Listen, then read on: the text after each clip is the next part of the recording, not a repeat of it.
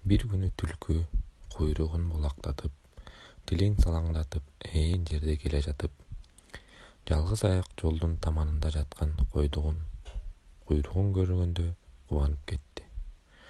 Аны тегерегін қарап, салып қойған қапқанды көрді да, шілекейін жуыртып, эмне кыларын билбей туруп калды.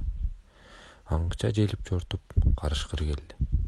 Түлкі жагалданып: "Каке, келиңиз. Куйруктан көп жеп коюп, майке кирип турам. Ал дагыны сизге сактап койдум", деди. "Астында капкан болбосун", деп шектенген карышкыр анчалык көңүл сүнбөй, мыкчыя тигилди. "Кээде ушинтип кекирейип каласыз.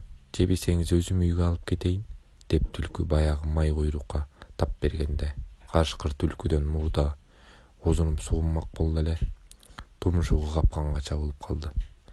Куйрук четке ыргыды.